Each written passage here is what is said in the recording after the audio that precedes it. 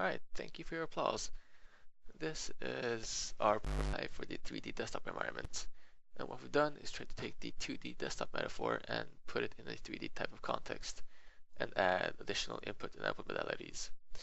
We've been working a lot with head tracking and some additional output modalities that I will get to later.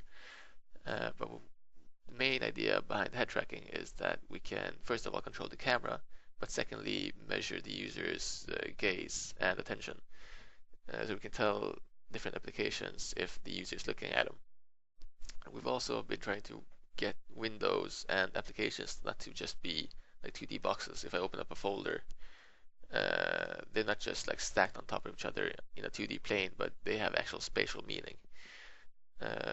So let's go with an example. Let's open up, or let's show the head tracking first, sorry. If I look to the left, the camera pans to the left. If I look to the right, the camera pans to the right. It's not that tricky. But the meaning of this is that if we open up a video here, the video opens up in the background and automatically begins to play. But if I look away from the video, if I look to the right, the video automatically pauses because I'm no longer paying attention to it. If I look back at it, it automatically starts again. So this is a very natural way of interacting with the computer, because you're passively telling the computer I'm not actually paying attention to the video, and the video needs my full attention usually when I'm watching something. So it's automatically going to pause it. We have a few different file types that we can interact with. Let's take a note, for instance. Notes usually just need your entire attention. So they're always on top, and you can just interact with them any way you want. So hello, this is my secret.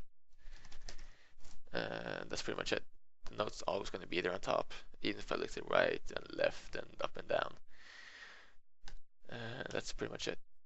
There was no real point in making the note in a 3D type of way, because notes in real life are pretty much just two-dimensional. Images, on the other hand, if I want to watch or look at an image while I'm sitting on my desk, I just like take the image out and put it on my desk, or just hold it. So that's what happens here too. Click an image, it's going to replace your desktop background, and that's it.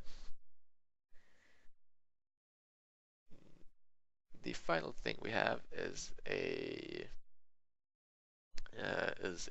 sound file. And what's supposed to happen here is that we're supposed to see the waveform of that sound file. We're supposed to see like a sine wave, if it's a sine kind of sound. Sorry, but that didn't quite work until in time for this presentation. So what we have instead is a kind of waveform.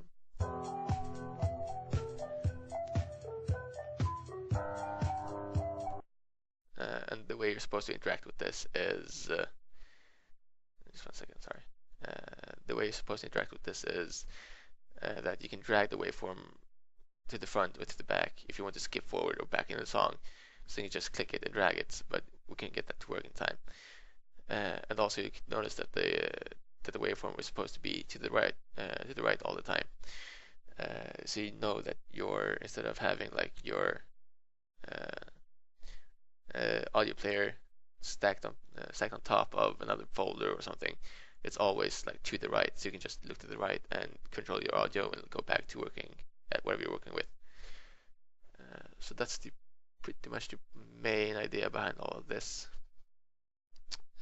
Thank you.